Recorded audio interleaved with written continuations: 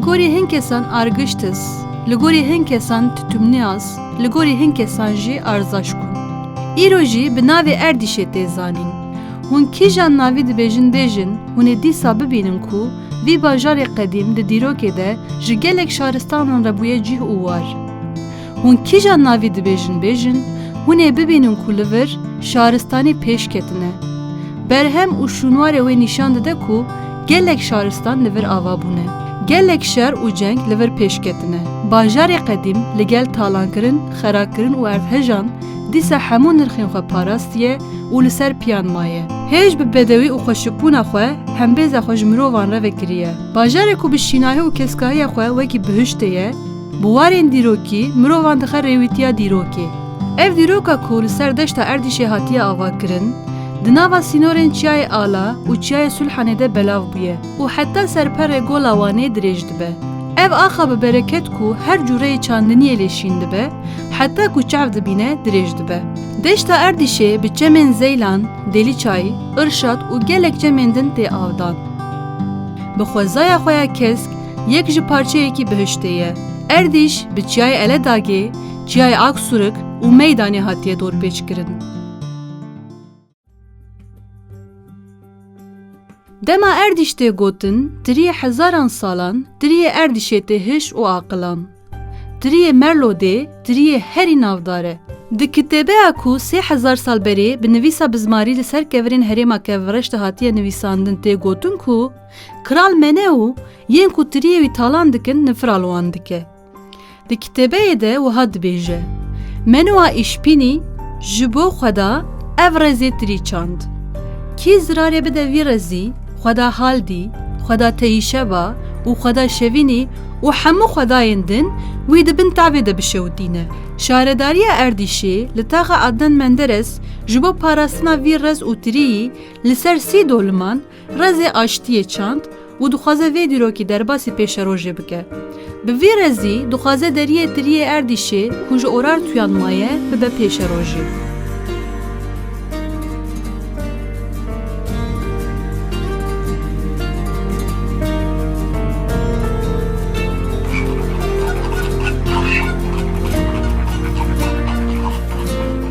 We navê flamingoyan bihîstiye. Her sal çûkên koçber tên vir û li vir dicêrin. Li herêma Eganîsê, Kasimbak, Golagzî û Tekevlerê nêzî 200 cûreyên çûkan hene.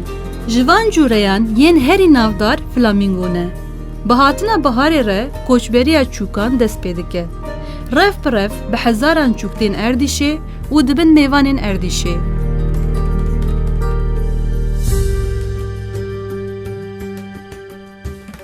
Yek ji xweşgahiyên Erdîşê jî koçberiya Masîyan e. Dema masî zêde dibin, rev bi rev, kom bi kom koçber dibin. Wekî şahî, wekî mihrican û dawetê masiyên incî kefalî koç dikin. Di cîhanê de koçberiyek mezin a bêhempa dikin. Wekî şahî, bi coş û dîlan koçber dibin. Şahiya herî xweş ku turizmê dikişîne ser xwe koçberiya van masiyan e. Di demsala payîz û zivistanan de seyda masiyên incî kefalî dest pê dike. Lê di demsalê zêdebûnê de seydevanî tê qedexekirin. Di demsala seydê de bi tekneyên 8-16 metroyî li delavên gola Wanê seydevanî tê kirin.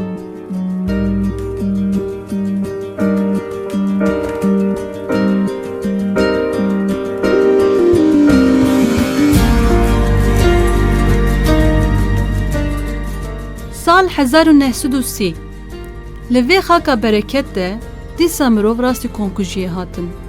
Êşa wê hêj jî taze û giran e. Ji ber vê yekê ye Erdîş hêj bi êş û janê tê bibîranîn. Ji ber vê yekê ye dema Erdîş tê gotin geliyê Zîlan tê hiş û aqilan. Geliyê Zîlan her çend bi xweşikbûna xwe bandorê li ser mirovan çêke jî êşa li geliyê Zîlan pêk hatiye birîneke kûr di dilê mirovan de dihêle. Geliyê Zîlan geliyekî ku dikeve bakurê deşta Erdîşê ber bi Çiyayên Eledagê ve.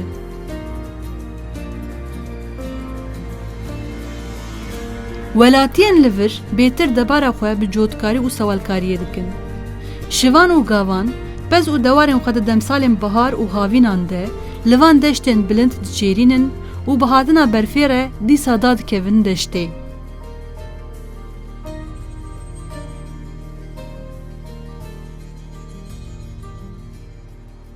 Bi siyabo, mendê û gelek pincarên din penêrê bi gihatê çêkirin. Tam û eklek bêhempa di devê mirovan de dihêle.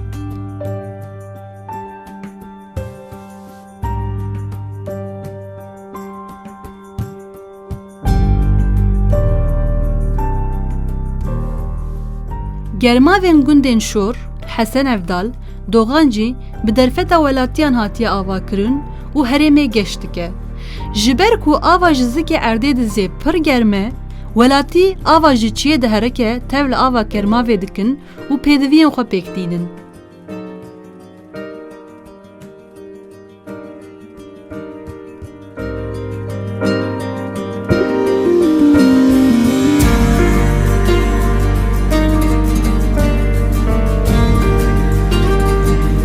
Bajarê Erdîşê di heman demê de bi sed salan e ji evîna destana Heso û Nazaniya bûye çîrok û di devê mirovan de belav bûye şahidî kiriye.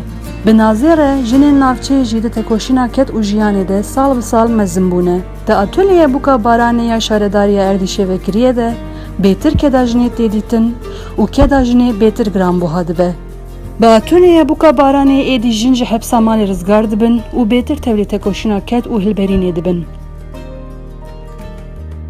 Dîsa di serayên ku di pêşengiya şaredariya Erdîşê de hatin vekirin de jin keda xwe tevlî axê dikin û berhemên axê bi keda xwe mezin dikin.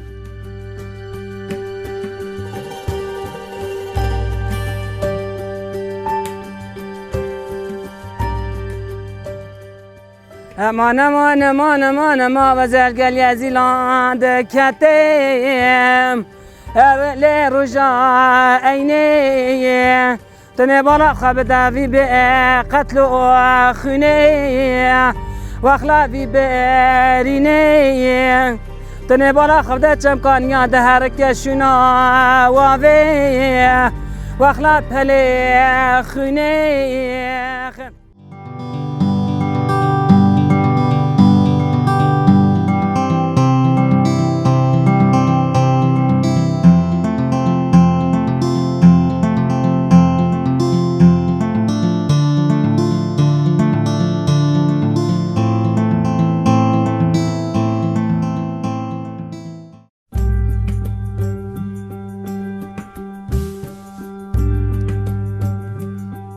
Girê Zirnekolê wargeh û koka Erdîşê ye.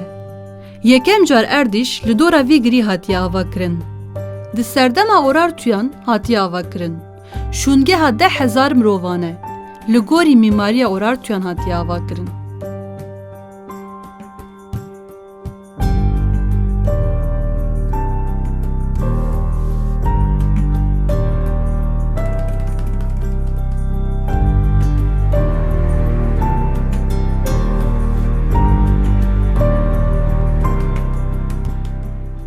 Wekî müzeyek xwezayî ye.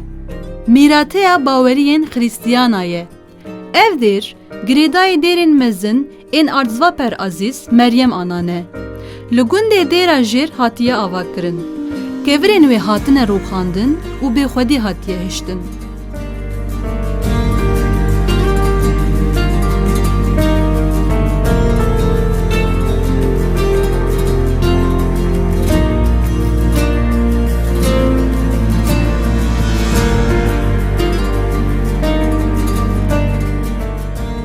Yek ji mîrateyên dîrokî yên Erdîşê jî kumbet in.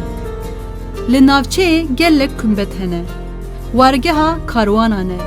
Ji bo kesên navdar hatine avakirin û warên dîrokî ne. Bi mîmariyek bêhempa hatine avakirin.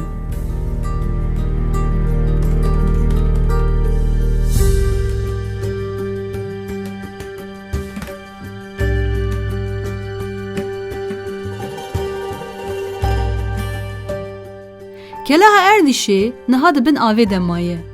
Heta sala 1840 di nava Erdîşê de bû. 200 sal berê piştî ava gola wanê bilind bû, kelehê dibin Eganîsê. Kelaha Erdîşê ku ji Urartuyan mabû, piştî av daket, dîsa derket rûyê erdê.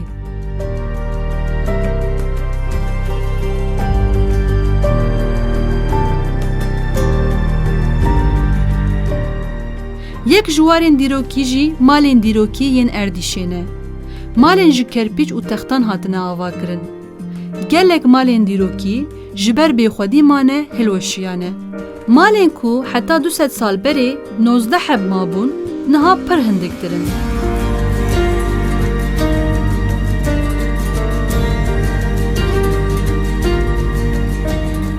Yek ji warên dîrokî gorên Selçukîyan e.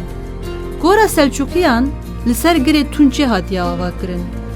Di vê goristanê de hemû cûreyên goran hatiye komkirin û yekûna gorên bawerî û civakan e.